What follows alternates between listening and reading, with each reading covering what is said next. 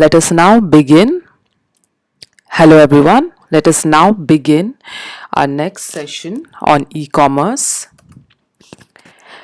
So if you recollect, what happened in the session 1 was a basic introduction to the e-commerce concepts and the different phases of the trade cycle. Okay, now we'll take the next few subtopics of the e-commerce chapter. Let's have a quick question. Payment, if you remember, payment, that is after order and delivery, what do? Payment of the product. That is part of dash phase of the trade cycle. Let me give you some options: pre-sales, execution, settlement. What do you think is the right answer? It is the settlement phase. Okay. So in the settlement phase, we have invoice, which is like a bill of the products bought, the due date, etc. It contains, that is the invoice. And the next part of the settlement phase is the payment, where the money, okay, is being transferred from the buyer to the seller. Okay. Now generically we can see that in today's generation, today's era, we are moving to a cashless economy. Now what is that? What is that cashless economy?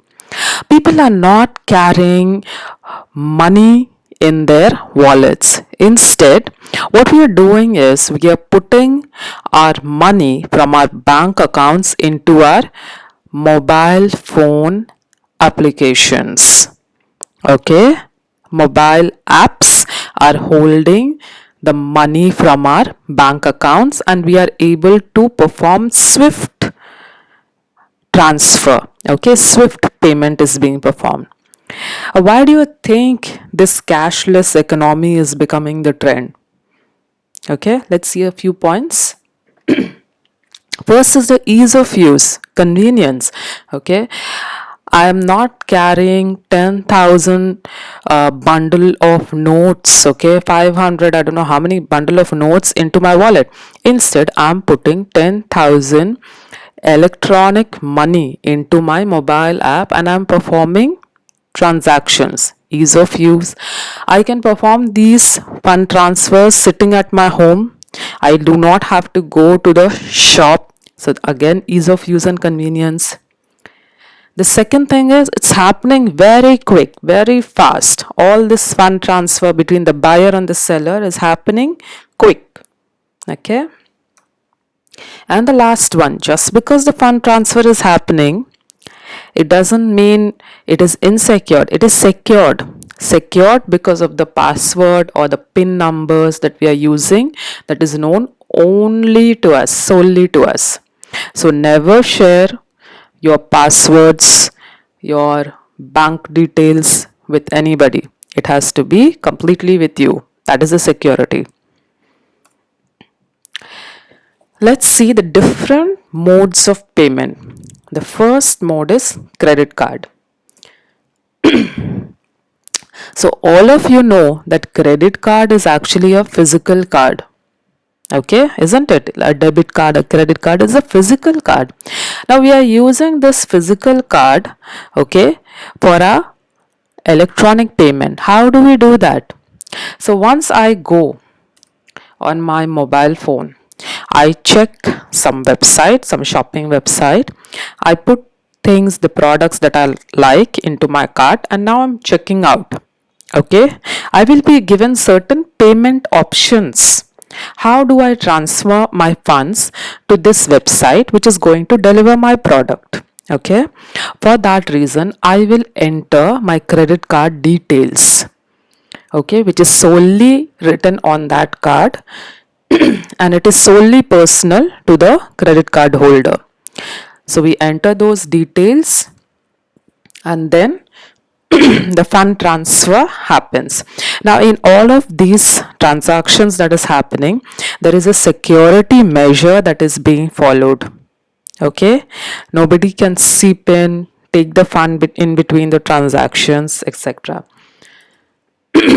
Now, one mention in your textbook is that merchants are the sellers who are selling us products, okay, goods. They integrate a payment gateway into their business. What does that mean?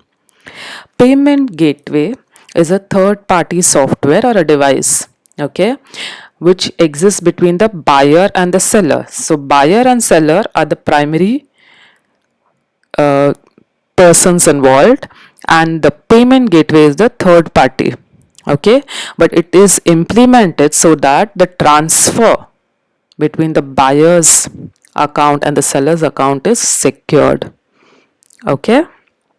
So the common way for online payment is credit cards, okay. Let's see another mode of payment, mobile payments, okay. Now this is trending right now. You would have heard of names like Google Pay karo, Google Pay, okay, ya Paytm karo, okay. So these are trending mobile payment methods. I encourage you all to watch this video, which I'm not able to play currently, but it is available on the YouTube. Or what you can do is just go to your YouTube, okay, in the search area put add money, pay or send money through Paytm. The first video that comes in this search will say, are you worried about your cash? How are you going to perform transactions? And they show simple methods as to how this Paytm is doing this swift money transfer, how it is secured. You might have come across a QR code, okay, when you visit some of the retailers are shops, okay, which are giving us products. So in certain shops they keep a QR code. This QR code is connected to their bank account. So when I open my Paytm app, okay, I am able to scan the QR code that is available in those shop, and I am able to make this fund transfer. Okay, so this is the quick solution that has been offered by the mobile payment mode. See here, if you all have observed a QR code, something like this. Sometimes it's present in the supermarket, sometimes in some shops, malls, etc.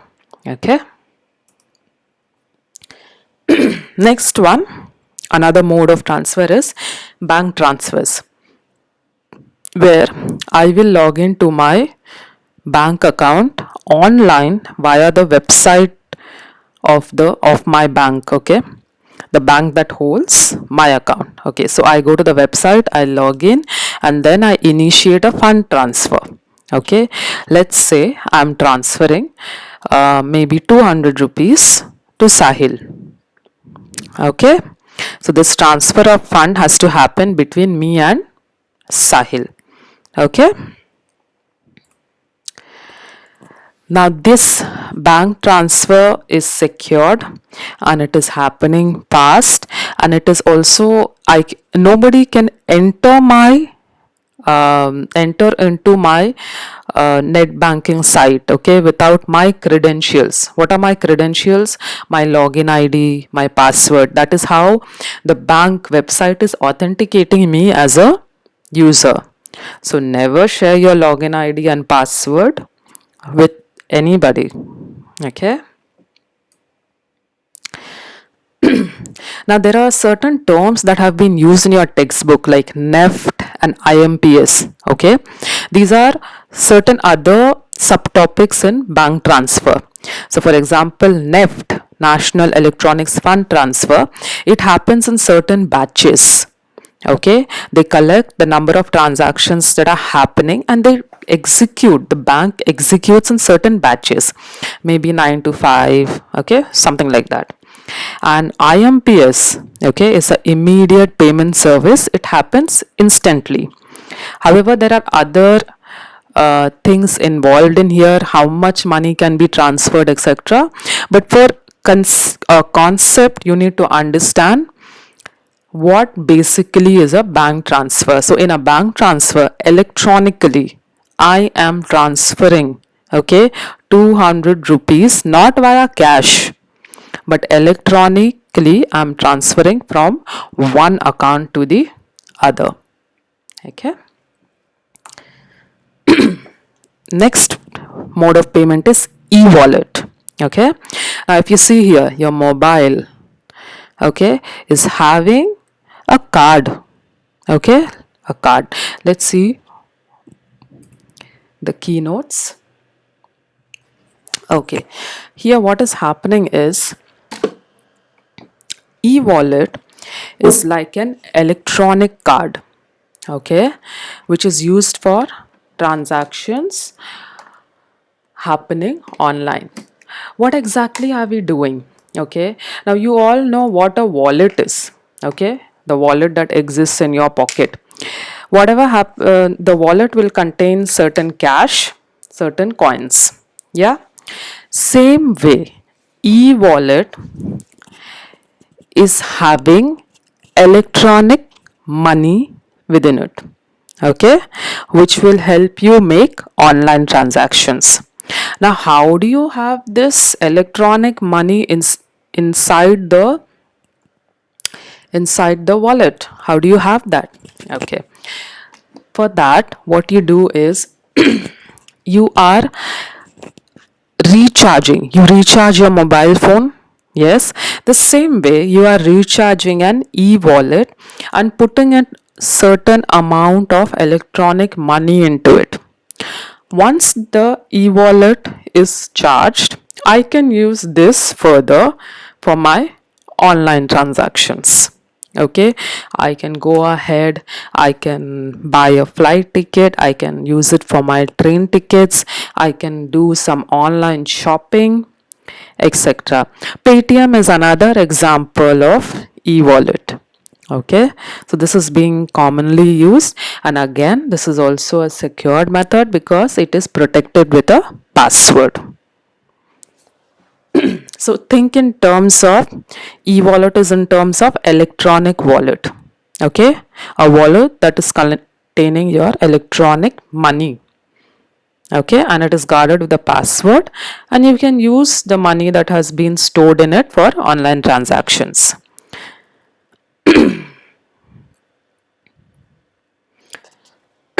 Next, let's see the forms of commerce. Okay, so we are going to see the two forms of commerce: mobile commerce and social commerce. What is mobile commerce? The two words that are combined. Commerce is buying and selling, and mobile phone. Okay, so buying and selling of products, marketing of products, and everything is happening via this mobile phone or tablets. That is mobile commerce. What is social commerce? Yes, your social media, your Facebook, okay, your YouTube, your Twitter, all of these are being involved in commerce. Let's see how. Mobile commerce, two words involved, mobile and commerce. Okay, so you're using your smartphones and your tablets for performing sales. Okay, online shopping is already available. Many of you must be using it. No need for a desktop computer or laptop. Mobile phone is sufficient for it. Okay, and there are many other usage of mobile commerce, where one of the best usage is e-bill payments. Okay, so my electrical bills and etc., it can be paid via my mobile apps. Okay, we don't have to go ahead and stand in the queues and make the payment. It's happening swiftly via my mobile phone.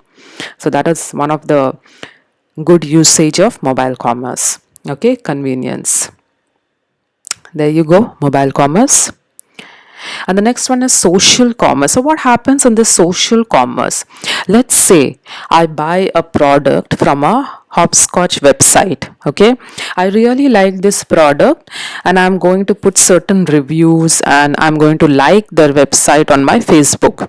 Okay, next what happens is my friends join in and then they see this website, they see the reviews and they buy the product. So what is happening? In a certain way, this hopscotch website is gaining likes and shares and retweets, etc. Okay, via how the customers are interacting and talking about their product. Okay, so here marketing is happening via the social media platform like Facebook, Instagram, Twitter, etc. So when you go ahead and you're liking some of these brands, okay, it is creating their brand value.